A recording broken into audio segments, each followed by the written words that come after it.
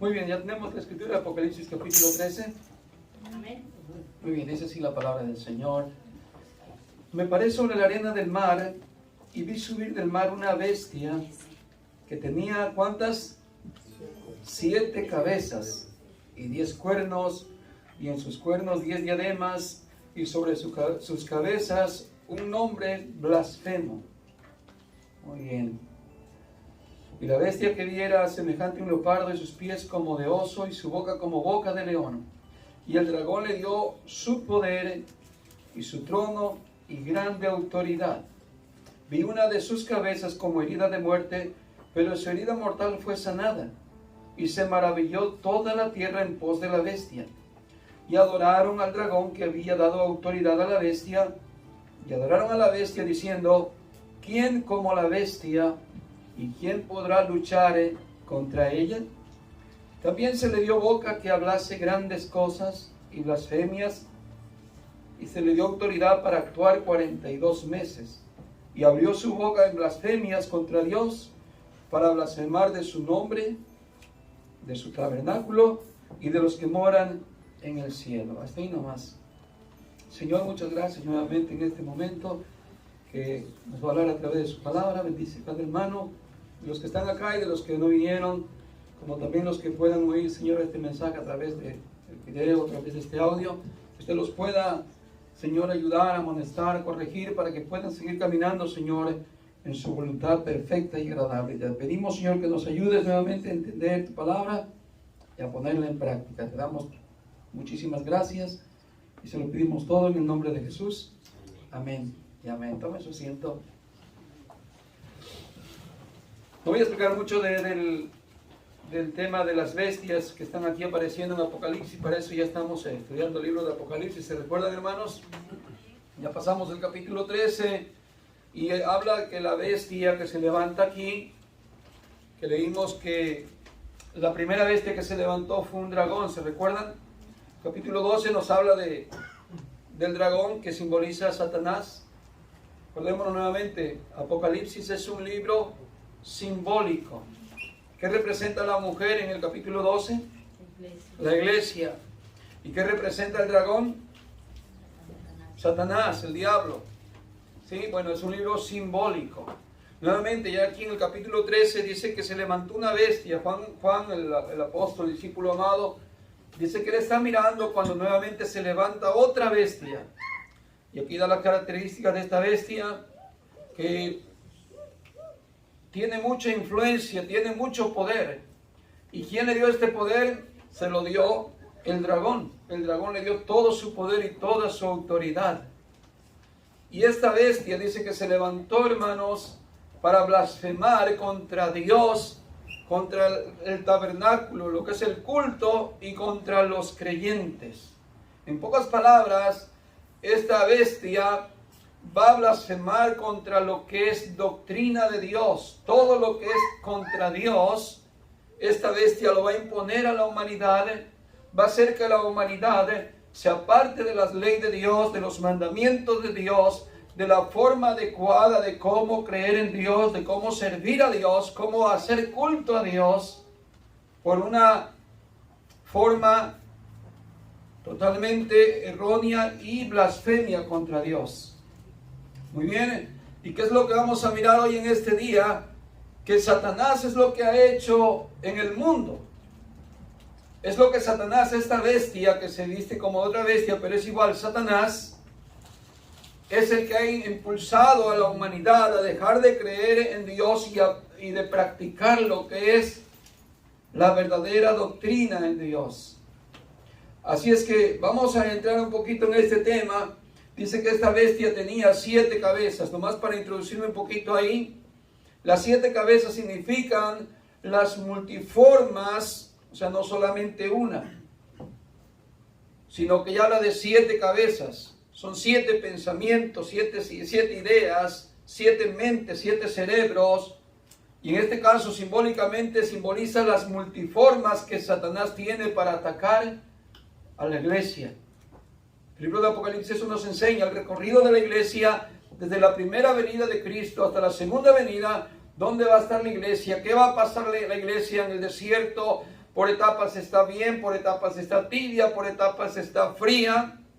Pero también vemos el ataque de Satanás a la iglesia. Y precisamente en el capítulo 12 vimos que Satanás dice que arrojó de su boca unos ríos de agua para quererla destruir, pero el Señor la ayudó porque hizo que la tierra abriera su boca y tragó toda esa agua. Cuando habla de agua, habla de ataques de Satanás para querer destruirla. Bueno, entonces vemos que las 7 cabezas significan las multiformas, no solamente una forma de atacar, tienen muchas estrategias, y como dijo el apóstol Pedro, porque no ignoramos las artimañas de Satanás, no ignoramos, sino que a través de la palabra de Dios estamos sabidos, estamos entendidos de cómo el enemigo está actuando para quitar lo que es santo, para él sentarse en el lugar santo y blasfemar el nombre de Dios. Muy bien, así es que vamos a aprender hoy cómo Satanás, hermano, ha entrado en acción, según aquí Apocalipsis, hermano, para blasfemar el nombre de Dios, para hablar en contra del culto de Dios y contra los moradores del cielo, contra los creyentes. Vemos que Satanás ha utilizado las religiones. Hoy en día, por ejemplo, existen, hermanos, cientos de creencias, cientos de religiones. ¿Y de dónde usted puede creer que han venido? ¿De quién creen que han venido? Sino de Satanás, ¿cierto? En un principio, tal vez 1000 años atrás, eran menos religiones, y esto vino a evolucionar tal vez 200 años para acá y a crecer un sinnúmeros, incontables las religiones que existen. Pero hace muchos años atrás, tal vez 1000 años atrás, eran pocas religiones. Pero ¿cuál fue la obra de Satanás en aquel tiempo? Por ejemplo, ¿usted oyó de la Inquisición? Bueno, en aquel tiempo fue, no lean la Biblia. Y cualquiera que lea una Biblia es un anatema, es un blasfemo, y por eso había tal persecución. Hoy no. Hoy todo el mundo puede leer la Biblia. A Satanás no le importa que todo el mundo lea la Biblia. Lo que le importa es que la lean de una manera errónea, de una manera equivocada, de una manera fuera de contexto. Siempre y cuando no practiquen la verdad, a Satanás no le importa que la gente lea la Biblia, así sean estudiantes de la Biblia, ¿cierto?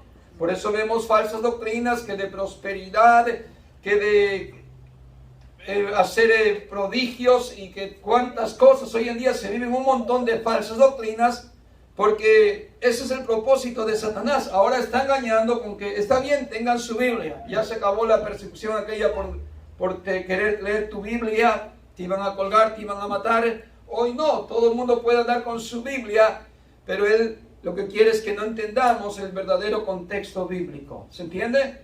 Por eso miramos tantas religiones. Hijos de Jehová, mormones, etcétera, sabatistas, católicos, cristianos, pentecostales, apostólicos y como quiere llamarle. Puede seguir una carrera de nombres hasta que se canse, nos cansemos, pero ¿cuál es el fin? ¿Qué dice cada religión? Si no lo dice orgullosamente, yo tengo la verdad, puede decir, mira, al final de todo, todos creemos en un mismo Dios, todos vamos a ir al mismo lugar, a fin de cuentas todos nos dirigimos hacia el mismo Dios. Eso es lo que dice la mayoría de las religiones. ¿Para qué vamos a pelear si al final de cuentas todos creemos en el mismo Dios, ¿cierto? Y esa es la obra de Satanás. Ahí vemos la bestia actuar, engañando a la humanidad.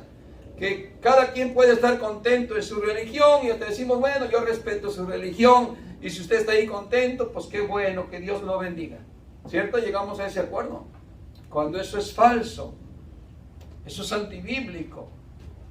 No hay muchos caminos que lleven a la salvación. Hay solamente un camino, hay solamente una obra de redención, la cual el Señor nos muestra a través de su palabra, pero las religiones dicen, no, cualquier camino con que te dirijas a Dios, todo está bien. Falso, ¿cierto? Y ese es uno de los medios que Satanás ha utilizado últimamente en estos tiempos para que la gente esté contenta en cualquier religión, al fin de todo, creyendo que son salvos y no lo son. Terrible, ¿no? Si usted tiene familia de otras religiones, ¿qué le dicen? ¿Que están perdidos ahí donde están? ¿Verdad que no? Y dice, nosotros somos salvos. Dios es Dios de amor, Dios es Dios de compasión, al final Dios me va a perdonar, Diosito es bueno, no creo que me vaya a mandar al infierno. No importa que yo no esté muy de lleno en la iglesia, pero yo sé que Diosito es bueno. Es mi amigo, es mi compadre. Empiezan a tutear a Dios y piensan que son salvos. Ninguno piensa que están en el infierno, ¿cierto? Pero eso ha hecho Satanás por medio de las religiones. Ahí vemos la bestia actuar blasfemando en contra de Dios. Muy bien. Empezando, mire hermano, de tantas multiformas que Satanás tiene para atacar a la iglesia. Una de estas es este pensamiento, hermano, el del libre albedrío. ¿Hemos escuchado eso? ¿Libre albedrío? ¿Sabe que eso no existe en la Biblia, la palabra libre albedrío? ¿Y dónde salió? Salió de la ciencia, salió de los dogmas religiosos, salió del pensamiento de los hombres, que nosotros tenemos libre albedrío. Y luego viene lo religioso también acá en lo cristiano, en lo de fe, y empezamos a nosotros a decirlo también como una práctica como si fuera bíblico. ¿Se entiende? Y nosotros decimos, bueno, tienes el libre albedrío. Si tú quieres ser salvo, tú puedes ser salvo si tú quieres. Dios es un caballero, Dios no te obliga a nada, Dios respeta tu voluntad porque Dios no te hizo como un robot. Y tenemos esa idea de libre albedrío. ¿Se entiende? Pero eso no es verdad. Nomás hágase una pregunta. ¿Usted tiene libre albedrío como piensa? Por ejemplo, voy a poner un ejemplo mío. ¿Acaso yo elegí nacer chaparrito? ¿Nacer chato? ¿Nacer en Oaxaca? ¿Yo elegí nacer ahí? Si yo tengo libre albedrío, ¿usted decidió lo mismo, nacer así como es? ¿Cómo hubiera querido nacer si hubiera nacido en qué ciudad, en qué país, alto, con ojos de color? ¿Cómo hubiera querido usted nacer? Con su libre albedrío. ¿Verdad que no tiene libre albedrío? Pero sí hemos creído eso. Ay, yo tengo libre albedrío. Eso es falso. ¿Sabe? Cuando Adán antes de pecar probablemente tenía libertad. Más o menos para que podamos entender lo que creemos que es libre albedrío. Adán probablemente antes de pecar tenía libertad. No es que él eligió cómo nacer, pero tenía libertad, no era esclavo. Pero cuando Adán pecó, dice la Escritura que en ese momento Adán vino a caer en esclavitud, en una muerte espiritual y en una condenación eterna. Así es que cuando todos los seres humanos nacen después de Adán, traemos la herencia de un condenado, de uno que está atado, de uno que no es libre, de uno que es esclavo de Satanás. Sería increíble, ¿no? Pero es la verdad. No me diga que usted fue el que eligió cuando estaba en el mundo ser un pecador, ser un asesino, ser un idólatra, ser un mentiroso, ser un malvado. ¿Sabe por qué lo hizo? Porque usted no era libre. Porque usted ya era esclavo. Desde que nació, usted venía y yo venía con la herencia de pecado, y ese estado pecaminoso nos llegó a estar en esa condenación y en esa esclavitud. ¿Por qué el Señor Jesús dijo estas palabras? Para que usted vea cómo vivíamos en la esclavitud. Y conoceréis la verdad, y la verdad os hará libres. ¿Libres de qué? Libres de la esclavitud. El Señor Jesús dijo, el que practica el pecado, esclavo es del pecado. ¿Se entiende? Usted y yo pecamos ciertamente, pero porque éramos pecadores bajo ese estado de maldición y en ese estado de condenación, y porque éramos esclavos. Entonces, ¿dónde está la palabra libre albedrío? Lamentablemente esas son las artimañas de Satanás que ha metido en la mente de los seres humanos y en la iglesia, para que la gente viva como diciendo, oh, Dios me respeta, Dios no me obliga, yo soy un joven, yo puedo ir y hacer mi vida, y al final de todo, allá al final de mis 80, 90, 200 años, yo me arrepiento, y como tengo libre albedrío antes de morir, voy a decir, Señor, perdóname, y yo quiero ser salvo. ¿Qué da la idea de libre albedrío? Como que tú te puedes salvar tú solo a ti mismo. ¿Y qué quitas ahí? Quitas la soberanía de Dios. ¿Se entiende? Y tienes en poco el sacrificio de Jesús, porque la obra de salvación, lo que Él hizo, Él nos compró con su sangre, y nadie puede hacer algo bueno para salvarse. Así es que tu libre albedrío, de que tú quieres decir, oh, yo me voy a perder o yo me voy a salvar porque yo quiero, no es así. sino que depende de Dios la salvación para cada ser humano. No depende del hombre, sino de Dios. Para que se cumpla la escritura que dice, no es del que quiere ni del que corre, sino de quien Dios tiene misericordia. ¿Se entiende? Pero el libre albedrío hace pensar eso. El libre albedrío es, hermanos, que como Dios no te obliga, tú puedes vivir mientras en el pecado. ¿Y cuánta gente no vive así creyendo? Es que Dios me respeta, Dios es un caballero. No, hermanos, Dios es soberano. Y si Él ya sabe que no vas a ser salvo, desde hoy tal vez nunca te vas a, o no te arrepientes y nunca te vas a arrepentir. Y Dios lo sabe. Como también sabe de quiénes son los que han de ser salvos y se convierten y viven para el Señor sabiendo que pueden vivir hoy y mañana dejan de vivir. Muy bien, sigamos avanzando. Y lo que el hombre, hermano, lo que el hombre puede entender entonces es que el hombre no se puede salvar a sí mismo. El hombre está muerto en sus delitos y pecados, como dice la Escritura, y al estar muerto no se puede resucitar a sí mismo. ¿O sí puede? No se puede resucitar a sí mismo. ¿Y qué dice la Escritura? Que el Señor no es Dios de vivos, perdón, no es Dios de muertos, sino de vivos, ¿cierto? Y para que alguien pueda tener comunión con Dios, no puede estar muerto. Tiene que resucitar.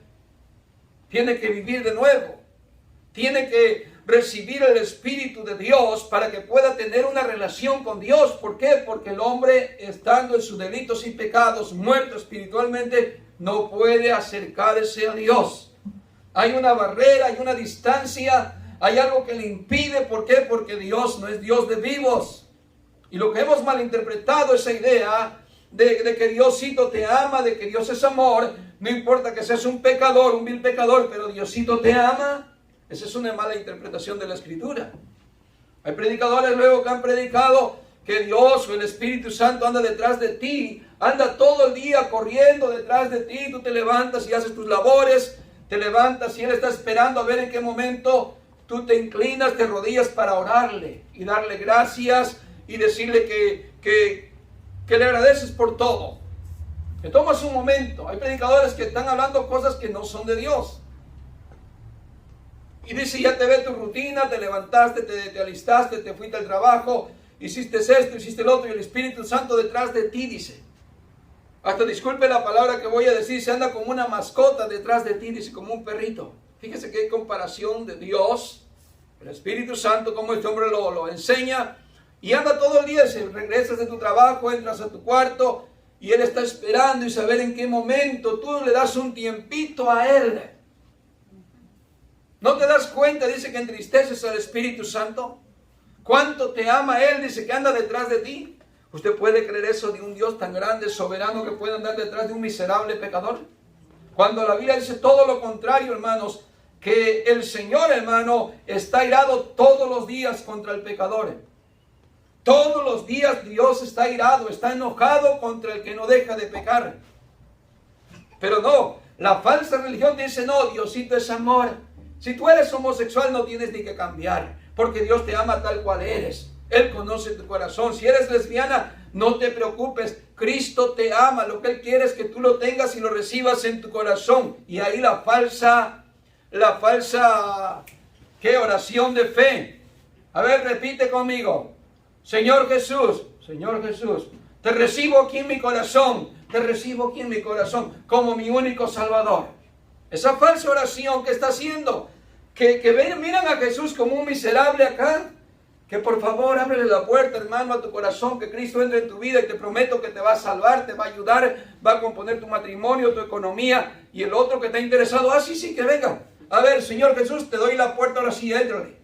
Como que estás viendo a un miserable ahí pidiéndote que por favor le abras la puerta de tu corazón. Esa es la dichosa confesión de fe que han utilizado cientos de personas cristianas y que ignoran el verdadero propósito que Dios tiene con el pecador. ¿Qué es lo que Dios quiere del pecador?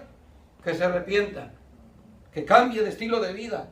Dios no está interesado ahí por favor, ábreme la puerta porque me siento solo o hay mucho frío acá afuera. Dios no está así, hermano. Dios no anda corriendo detrás de nadie. ¿Se entiende eso? Pero la falsa doctrina, Satanás ha puesto eso en la gente, como que pone un aladino a Dios y pídele, pídele y Dios te va a conceder. Falso. Así es que el hombre debe entender, hermanos, que no puede nacer por él mismo, no puede santificarse por él mismo, no puede justificarse por él mismo, sino que el hombre nace en pecado, ya está muerto, está condenado y no puede acercarse a Dios, al menos que Dios lo acerque a él. ¿Se recuerdan la palabra de Jesús? Que dijo, nadie puede venir a mí si el Padre no lo trajere. ¿Se recuerdan esas palabras?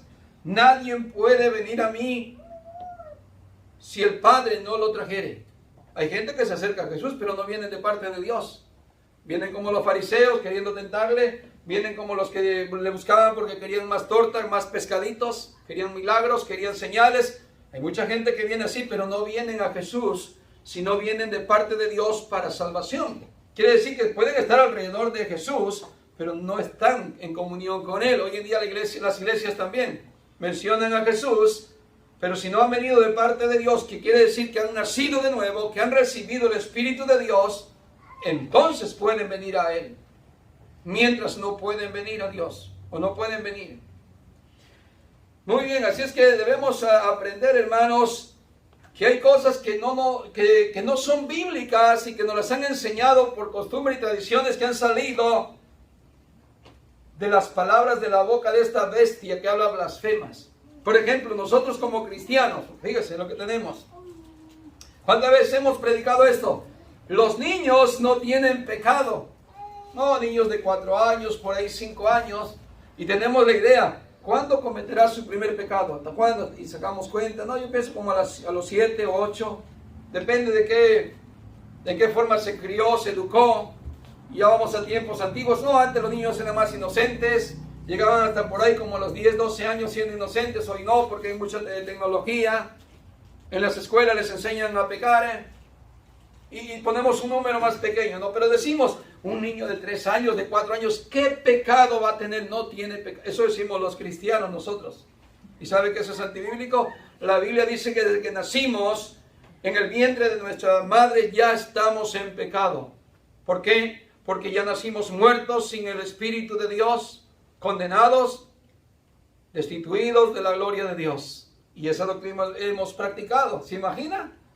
Es algo que la bestia ha promovido, ha salido de la boca de Satanás, meter esas ideas en la gente, en los creyentes, en la iglesia, para que el niño no se preocupe. Ya tiene 10, 12, 13 años y él dice, no, yo estoy bien. Cuando se tiene que enseñar al niño desde que empieza a entender que él necesita a Dios por ley para ser salvo, porque es un pecador. ¿Se entiende? Y tantas otras cosas que hemos practicado, hermanos, que están fuera de un contexto bíblico. Muy bien. Así que no es del que corre, hermanos, ¿vamos entendiendo? Esa libre o esa voluntad tan propia que decimos que tenemos, sino que depende de Dios, hermanos. Fíjense lo que dice, hermanos, Romanos capítulo 8 y el verso 29. Dice, porque a los que de antemano conoció, también los predestinó a ser hechos conforme a la imagen de su Hijo, para que Él sea el primogénito de entre los hermanos. Aquí que vamos a entender que hay una predestinación. Y vamos a ir quitando la idea ya del libre albedrío. ¿Qué hay entonces? Predestinación. Es una elección que Dios hizo. Luego, ¿es Dios malo porque elige uno y desecha a otros? No. La Biblia dice, y amó Dios a Jacob y desechó a Esaú. ¿Luego es malo Dios? No, no es malo. Dios es justicia. ¿Qué vamos a entender con esta palabra? Que vamos a desechar la idea, yo tengo libre albedrío. Porque cuando decimos eso, estamos diciendo que Dios no es soberano en nuestras vidas. Y que yo puedo tomar mi salvación, o lo contrario, yo puedo perder mi salvación. ¿Se entiende? Cuando yo no gané la salvación, yo no soy el que ganó la salvación. ¿Cómo yo voy a perder algo que no es mío? ¿Se entiende? Pero también está lo otro, que yo puedo salvarme cuando yo quiera. Me puedo ir a pecar ahorita y dentro de 3 meses regreso y le digo, Señor, otra vuelta, dame mi salvación, me arrepiento y aquí estoy. Tengo mi libre albedrío, como tal me tienes que dar la salvación. Eso es erróneo, eso es falso. ¿Qué vemos aquí en la predestinación? Dice aquí, porque a los de antemano conoció. ¿Qué significa conoció? Que Dios, hermano, es omnisciente, es omnipotente, conoce el pasado, el presente y el futuro. Y como Él ya te conoció, me conoció, si yo soy un perverso de corazón, incircunciso de corazón, que nunca voy a cambiar, que nunca me voy a convertir al Evangelio o al Señor, y solamente puedo fingir un rostro, Dios ya sabe que estoy condenado y no he nacido espiritualmente. Y ya como Dios es soberano en ese conocimiento, Él decide, ok, ya conozco. Es como cuando siembras una planta, ¿no? Y vas a cosechar, pero si tú supieras qué planta va a dar, tú la dejarías. Y la que no va a dar, la cortarías, ¿cierto? Pero Dios por eso es soberano y es omnisciente. Él sabe todo, sabe todo. Él no necesita que se escriba la historia, Él ya sabe la historia. Y como Él sabe quién va a creer, Él ya predestinó. Fulano de tal va a creer, no ha ni nacido, pero va a creer en mí. Y ese está predestinado para salvación ya. Ya está anotado como un salvo en el conocimiento de Dios. Por ahí tienen muchos la idea, pues como Dios va a predestinar a los que son salvos, a mí ya qué me importa. Pues ya Dios tal vez me desechó, y si me escogió, pues al rato me va a tener ahí en la iglesia. Fíjese a qué grado llegamos luego a otra idea, ¿no? ¿Sí ha oído personas así? Si ya Dios lo que Él quiere, eso va a hacer. Y si me va a mandar al infierno, que me mande. Y ahí vemos, ¿qué vemos ahí? El corazón malo. ¿Se entiende?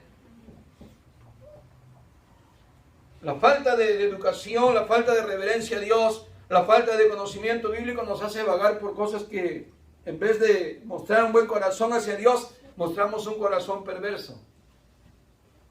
Luego dirá usted, hermano, ¿y cómo sé si soy salvo? Si Dios me predestinó. Pablo lo dice. Examinaos a vosotros mismos si sois salvos. Examinaos a vosotros mismos si sois salvos. Porque el Espíritu de Dios que mora en vosotros os da testimonio de que sois salvos. El Espíritu de Dios no nos va a engañar. Nos engañamos a nosotros mismos cuando somos hipócritas, cuando vivimos mal. Y luego estamos, ay Señor, yo te amo, yo te adoro, Señor. Y nuestra conciencia nos está diciendo, falso, mentiroso, eres hipócrita. Porque la conciencia nos está relatando lo que hicimos, lo que pensamos o lo que dejamos de hacer bueno. Pero el Espíritu de Dios nos da la afirmación de que somos hijos de Dios y que somos salvos también. Porque Dios nos da esa confirmación para que sepamos que somos hijos de Dios. Porque el amor de Dios ha sido derramado en nuestros corazones, dijo el apóstol Pablo, como un sello, como las arras para el día de nuestra redención. Así es que el que es salvo, sí sabe que es salvo. No anda adivinando, no anda con temores, no anda con dudas, porque él sabe que ha sido salvo. ¿Cuántos decimos amén? Por eso vive en santidad, porque es salvo. No está haciendo obras para querer ser salvo. Es salvo, por eso vive como un salvado.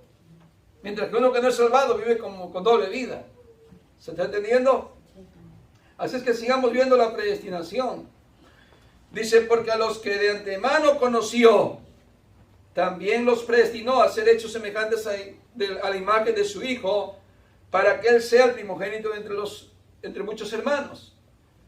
Y a los que predestinó, a esos también llamó. Y a los que llamó, a esos también justificó. Y a los que justificó, a esos también glorificó. Ahí está. Una vez que el hombre ya nació de nuevo, es salvo, Dios tiene todo ese don para limpiarnos, para santificarnos, para presentarnos delante de Él glorificados, sin mancha y sin arruga.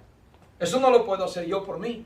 Yo no puedo perdonarme, no puedo resucitarme, no puedo nacer de nuevo, no puedo santificarme por mí mismo, porque yo nací en pecado, condenado. No es hasta que Dios pone su Espíritu en mí, entonces tengo una vida nueva y entonces tengo una naturaleza de Dios. ¿Cuánto decimos amén? Muy bien, en 2 de Timoteo capítulo 2, el verso 19 dice, no obstante, el sólido fundamento de Dios permanece firme, teniendo este sello. El Señor conoce a los suyos. El Señor conoce a los que son salvos y conoce a los que no son salvos. ¿Cierto? ¿Y qué más dice? Y que se aparte de la iniquidad todo aquel que menciona el nombre del Señor. Así es que no hay tal libre albedrío, hermanos. No hay tal cosa. Esto fue inventado por la bestia que habla de blasfemias. En Juan 15, 16 dice, no me elegisteis vosotros a mí, sino que yo os elegí a vosotros. Ahí vemos que la soberanía de Dios y fuera su libre albedrío de usted, que usted un día va a querer elegir a Dios y decir, sí, Señor, yo te recibo aquí en mi corazón y hago esta oración de fe. No, hermanos, eso no es así. No es un Dios de juguete, no es un Dios de juego. Dios es un Dios santo y soberano. Y Él va a salvar y salvó a los que Él conoce de antemano que han de ser salvos. Pero a un falso, a un hipócrita que nunca va a cambiar, no es salvo. Simplemente aunque haga 20,000 confesiones de fe, jamás va a recibir la salvación porque es falsa su conversión a Dios. No hay un corazón arrepentido, no hay un corazón deseoso de agradar a Dios. Así es que fuera ese concepto de libre albedrío. ¿Se está entendiendo, hermanos? Muy bien. Vemos ahí, hermano, también otro punto más acerca de la salvación, que es por la fe. También aquí la bestia o Satanás ha metido enseñanzas erróneas. Por ejemplo, hermano, ya dije esa de la famosa oración del pecador, es como un acto de fe. ¿Se entiende? Y ya con esa simple oración, los predicadores te dicen, mira, hermano, ten fe. Y si tú tienes fe ahorita, eres salvo. Y después de que haces la oración, el predicador te declara, ya eres hijo de Dios. Ya estás anotado en el libro de la vida. ¿Y de dónde le sale esa autoridad al predicador? Si el que da la vida y la salvación es Dios. El que te hace nacer del Espíritu Santo es Dios. ¿Y por qué yo voy a decir, hoy te vamos a anotar en el libro de la vida? ¿De dónde ha salido esa autoridad para mí? En ningún momento. Ahora entonces, ¿cómo es la salvación de la fe? ¿O cómo es la verdadera fe, hermano? ¿Y de dónde viene? Estudiamos un poquito, mire, Romanos capítulo 3. Vaya conmigo rápidamente en Romanos capítulo 3 para ver acerca de la fe.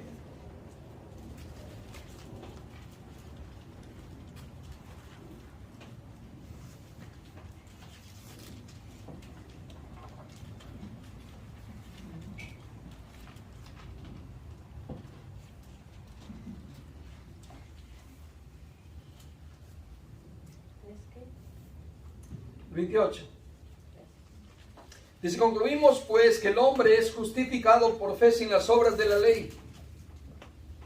Y es una pregunta que sigue.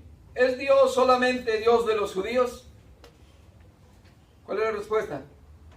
No. ¿Es también Dios de los gentiles? Más bien dice, ¿no es también Dios de los gentiles? Se responde con una misma pregunta. Dios no solamente es Dios de los judíos, es Dios también de los gentiles.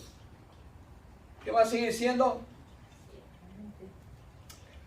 Ciertamente también de los gentiles, porque Dios es uno, y Él justificará por la fe a los de la circuncisión, y por medio de la fe a los de la incircuncisión.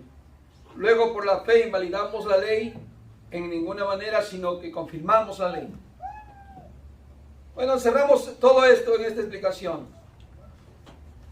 Desde Adán para acá, todos los hombres, recibimos la salvación por medio de la fe. Por medio de la fe no hay otro medio. Es el único medio que Dios ha dejado establecido que podemos recibir la vida eterna. Es el único medio que Dios ha dejado. Ya sea que hoy estamos en el tiempo de la gracia, estamos en el tiempo después de Cristo, pero para los que vivieron antes de Cristo, que no practicaron la misma doctrina que hoy tenemos, como el bautismo de agua, el bautismo en el nombre de Jesús, y estos ritos que hoy practicamos en este tiempo de la gracia, aunque ellos no lo tuvieron de esta manera, ellos pudieron ser salvos los que fueron de la fe, por medio de la fe, no por ningún rito, por ninguna obra de la ley, que no significa que no tenemos que guardar los mandamientos de Dios, sino que nos da a entender que la salvación no es por obras buenas, sino por la confianza en Dios, por la fe en Dios. Ahora, esta fe, hermanos, vamos a aprenderla cómo es, porque luego se ha malinterpretado cómo se obtiene la salvación también, así como el tal libre albedrío de que uno decide cuándo ser salvo, cuando uno quiera, y mientras puede hacer lo que uno quiera, como que uno es dueño de su vida. Fíjese, en Efesios capítulo 2, y el verso 1 en adelante,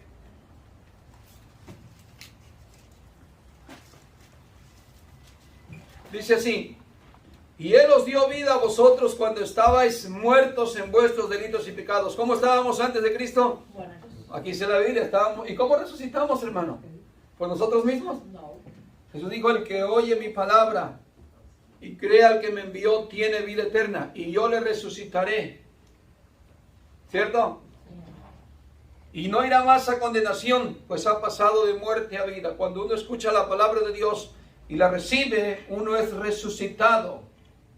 Uno recibe la adopción, recibe el nuevo nacimiento a través de oír la palabra del Señor. Pero no por nosotros mismos vamos a estar dispuestos a tener una comunión con Dios, sino que es Dios quien nos hace nacer de nuevo. Así que dice aquí: Él os dio vida a vosotros cuando estabais muertos en vuestros delitos y pecados, en los cuales anduvisteis en otro tiempo. Cuando éramos esclavos de Satanás. La Biblia dice eso, que el príncipe de este mundo es el que está gobernando aquí. ¿Cierto? Y toda aquella gente que tiene vicios, que tiene idolatría, que tiene hechicería, que son prácticas antibíblicas, son esclavos de Satanás, aunque no lo quieran entender o no lo quieran aceptar. Muchos dicen: no, yo no soy borracho, yo me tomo 5, y cuando quiero dejo de tomar, o cuando quiero dejo de fumar, o cuando quiero dejo de... No, es mentira, eso es falso. Ellos están en esclavitud. Y como tal, son llamados hijos de ira, según la escritura, hijos de ira, hijos de condenación, o en otra versión, son demonios. Porque se recuerdan la escritura que dice en Génesis ahí que un día Satanás se presentó delante de Dios, pero como dice la escritura, que vinieron los hijos de Dios, ¿quiénes eran? Los ángeles caídos, eran los demonios, de entre los cuales también vino Satanás. Así es que cuando estábamos sin Dios, estábamos esclavizados, estábamos condenados, y éramos por naturaleza hijos de ira o demonios. Y hoy por eso tenemos la identidad de hijos de Dios, santos, justificados. Muy bien, seguimos leyendo.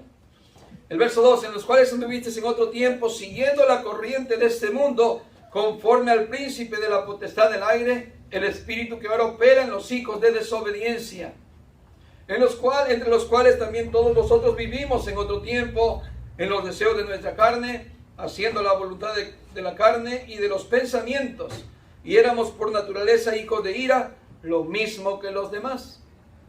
Pero Dios, que rico en misericordia, por su gran amor con que nos amó, aun estando nosotros muertos en pecados, nos dio vida juntamente con Cristo. Por gracia sois salvos, y juntamente con Él nos resucitó, y asimismo nos hizo sentar en los lugares celestiales con Cristo Jesús, para mostrar en los siglos venideros las abundantes riquezas de su gracia, en su bondad para con nosotros en Cristo Jesús. Y aquí el verso 8: porque por gracia sois salvos por medio de ¿qué? De la fe. Y ahí vamos a entrar en esas blasfemias que hay en las iglesias y que muchos cristianos no lo saben. Y muchos por ahí dicen: no, pues yo tengo mi fe. ¿Cierto? Y grande es mi fe, algunos te la presumimos. Yo tengo una fe grande, hermano. Y usted lo cree, hermano. Si usted lo cree, hermano, puede ver la gloria de Dios. Y los predicadores: aumenta la fe, hermano, ten más fe. Que si tienes fe, te va a pasar lo que creas, lo que tú pidas, el Señor te lo va a dar si tienes fe. Pero mira lo que dice la Escritura. Porque por gracia sois salvos por medio de la fe. Y por ahí vamos a ir descartando algunos cantitos por ahí que hemos aprendido para corregirnos. Por ahí ese cantito dice, con mi fe te alcanzaré. Y con mi fe, ¿cierto? Con mi fe. Pero mira lo que dice la Escritura. ¿De dónde viene la fe? Por gracia sois salvos por medio de la fe. Otra vuelta volvemos a Romanos 3. Que por medio de la fe el Señor ha hecho un círculo. Los de antes de Cristo y los después de Cristo, todos los ha resumido que sean salvos por medio de la fe. Dice el apóstol Pablo, porque por gracia sois salvos por medio. El medio es la fe. Y esto no de ustedes, no de vosotros, no mío. Pues es un don de Dios. ¿Qué no es mío? La fe. La fe no es mía. ¿O usted nació con fe? ¿Ya le trajo su naturaleza? ¿Se llenó de fe cuando nació? ¿Vino con fe? Falso. Usted no tenía ninguna fe. ¿De dónde vino la fe? La Escritura dice aquí, hermano, que es un don de Dios. Es un regalo de Dios para el ser humano. Que Dios le va a depositar en cada persona. Le va a poner fe. Le va a poner fe. Aquel hermano escucha la palabra de Dios. ¿Y qué hace Dios por medio de eso? Lo ve, lo observa, mira su corazón y dice, aquí voy a poner fe. ¿Se recuerdan la Escritura cuando dice el apóstol Pablo que estaba predicando y había una mujer que se llamaba Lidia, el cual dice abrió su corazón, puso atención a la palabra del Señor y el Señor la llenó de fe? ¿Se recuerdan? Una mujer que era rica, que vendía púrpura, vendía telas, algo así. Era comerciante. ¿Qué pasa? ¿Qué vemos aquí en la Escritura? Que nadie se puede jactar de que diga, yo tengo mi fe. Oh, sé que por mi fe me salvé. Y claro, hemos contextualizado mal cuando Jesús dijo, por tu fe has sido sanado, por tu fe. ¿Cierto? Y muchos contextos bíblicos donde lo hemos tomado de esa idea, yo tengo mi fe. Pero la Escritura dice, hermanos, que el Señor nos ha regalado la fe para poder ser salvos. ¿Cierto? La fe no era mía, yo no la tenía, sino que la Biblia dice claramente que la fe viene por el oír. ¿Y el oír qué? La palabra de Dios, la palabra del Señor. Ahí viene la fe. ¿Usted pudo haber llegado sin fe completamente hoy? O cuando empezó a ser cristiano y nunca había oído palabra de Dios, pero empieza a oír y a oír y a oír. Y por medio de oír la palabra de Dios, allí va a entrar fe. Ahí va a nacer fe. Porque la palabra de Dios es una semilla que cuando es enterrada en buena tierra va a producir fruto, va a producir fe. Conforme a lo que Dios le envíe, para eso va a dar fruto. Claro, hay gente que no la va a recibir. Por eso ahí vemos la predestinación. Hay gente que no es tierra fértil. Va a oír la palabra, pero la va a desechar. Por un lado entra y por otro lado sale. ¿Se entiende? Y Dios, que conoce los corazones, sabe quién es trigo, sabe quién es cizaña, sabe quién es salvo y sabe quién es condenado. Pero no podemos jactarnos y decir, yo tengo mi fe, hermano. Yo tengo mi grande fe. Y hay cristianos que te presumimos de eso. Esta hermana anda así porque no tiene fe. ¿Cierto? Presumimos de algo que no es nuestro. ¿Qué dice Hebreos capítulo 2? Y el verso 2. No, perdón, Hebreos 12:2. Puesto los ojos en Jesús, el autor, dos cosas, el que la hizo y el que la consumió. El autor y consumidor, ¿de qué? De la fe. Entonces, ¿era mía la fe? Dios me la dio.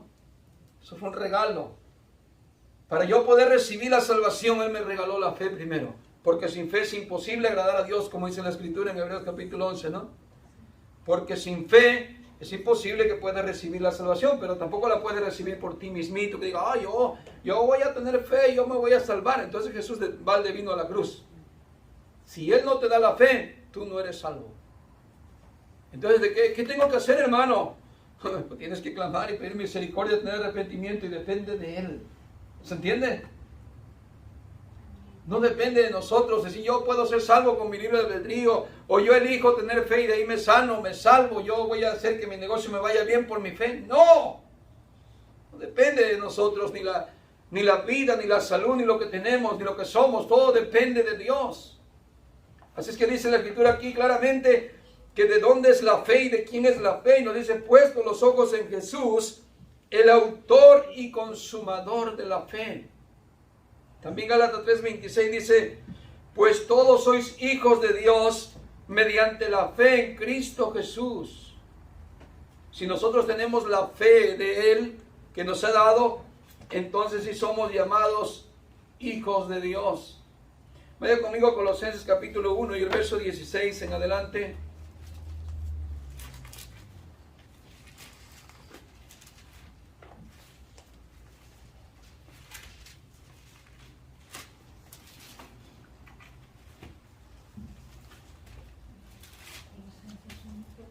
Colosenses 1, 16, ¿le dije?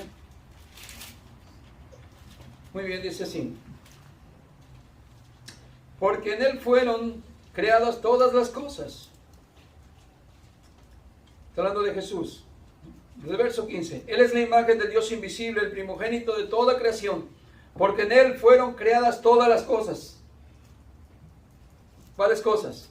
Las que hay en los cielos y en la tierra, visibles, invisibles, sean tronos, sean dominios, sean principados, sean potestades, todo fue creado por medio de Él y para Él. Entonces, ¿dónde está la fe que yo dije que yo tuve por mí mismo? Si la Escritura dice que todo lo que hay, sean principados, sean potestades, sean cosas invisibles, visibles, la fe es algo invisible, ¿cierto? Todo fue creado por Dios y para Dios. Y Él es antes de todas las cosas y todas las cosas en Él subsisten. Y Él es la cabeza del cuerpo, que es la iglesia, el que es desde el principio el primogénito entre los muertos, para que en todo tenga la preeminencia. En todo sea alabado Dios.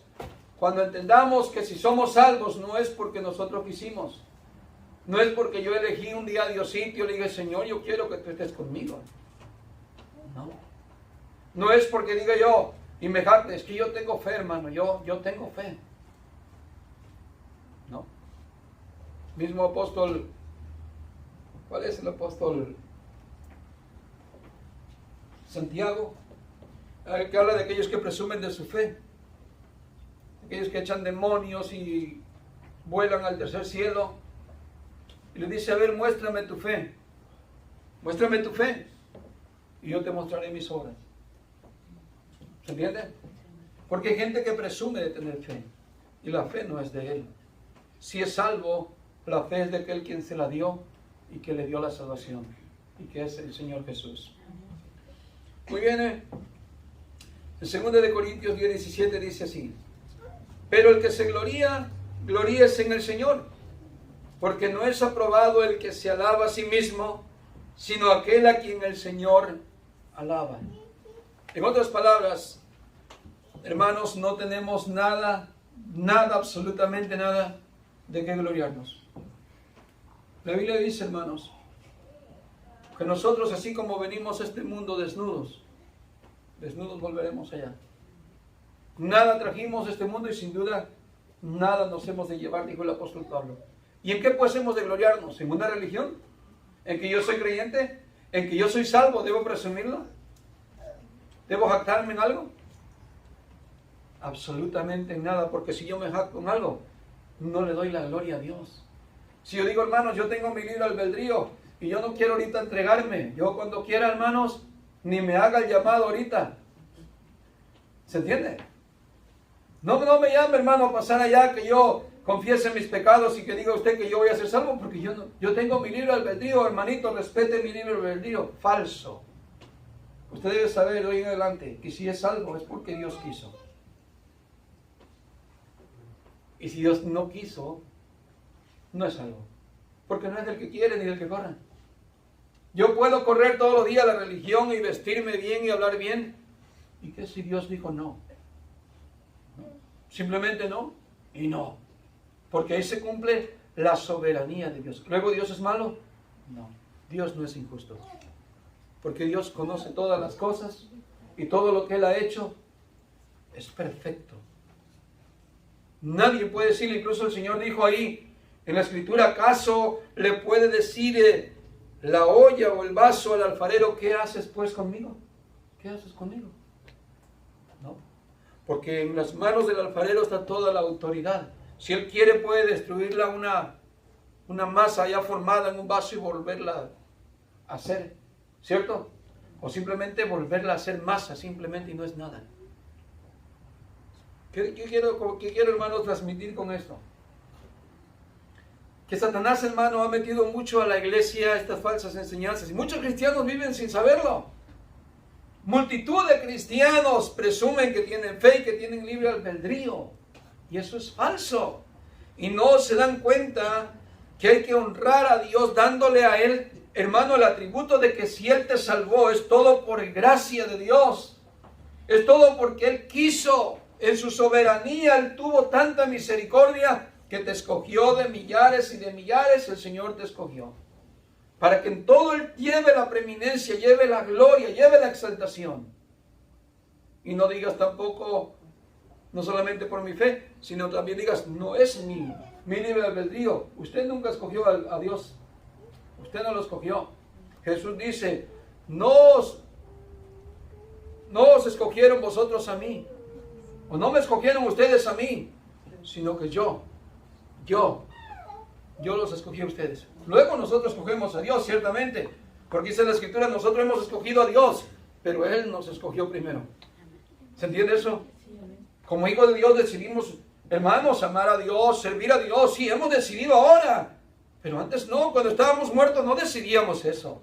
Fue porque Dios quiso, nos dio su Espíritu, nos hizo nacer de nuevo, y ahora tenemos comunión con Dios, y ahora sí hemos decidido, yo elijo a Dios, yo sirvo para Dios, yo vivo para Dios. Pero después de que Él me hizo nacer de nuevo, antes no fue así.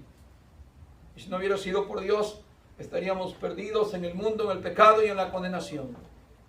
Así que con esto terminamos, hermano, que todo lo que hagamos debemos de gloriarnos solamente en el Señor, no en las obras que hagamos, sino en el Señor. Amén. Póngase de pie, démosle gracias al Señor por su palabra y darnos cuenta cada día más cómo Satanás, hermano, esta bestia que se levantaron y que está hoy en el mundo, gobernando por el poder que Satanás, el dragón, la primera bestia le ha dado, se han levantado estos dogmas, estas filosofías, estas falsas enseñanzas en las iglesias. Y la iglesia está llena de orgullo, está llena de vanidad, llena de altivez, creyendo que es una iglesia que por sus propias obras, por sus propias decisiones, por su fe, ellos son salvos. Tristemente, Satanás, hermano, ha hecho eso, es astuto, pero por eso el estudio de Apocalipsis nos está ayudando a discernir muchas cosas, para que no ignoremos las maquinaciones de Satanás y nos demos cuenta de esos ataques que él hace a la iglesia. Amén. Vamos a orar dándole gracias a Dios. Señor, le damos muchas gracias por su palabra que hoy nos enseñó. Y realmente, Señor, esto es bueno saberlo, para que le honremos a usted en todo y no nos jactemos de absolutamente nada, porque nosotros somos pecadores. Nosotros, Señor, humanamente, Señor, somos una descendencia caída, pecaminosa, malvada, perversa, pero por su gracia, por su grande bondad, por su grande misericordia, usted nos sacó de ese mundo caído, de ese mundo perverso, y tuvo misericordia, Señor. Y no es por nosotros. Por eso a ti, Señor, sea la gloria, a ti sea la honra y la alabanza, Señor, por siempre. Porque si algo somos, lo somos por ti. Si somos salvos, es por ti, Señor. Y si vivimos, para ti vivimos, Señor. Y si morimos, para ti también morimos, Señor. Así es que te damos las gracias por todo, Señor. Que usted sea honrado y glorificado en nuestras vidas, en todo lo que vivamos y hagamos para bien. Despídenos contentos y en paz, en el nombre de Jesús. Amén y amén. Démosle un aplauso al Señor Jesús, Señor.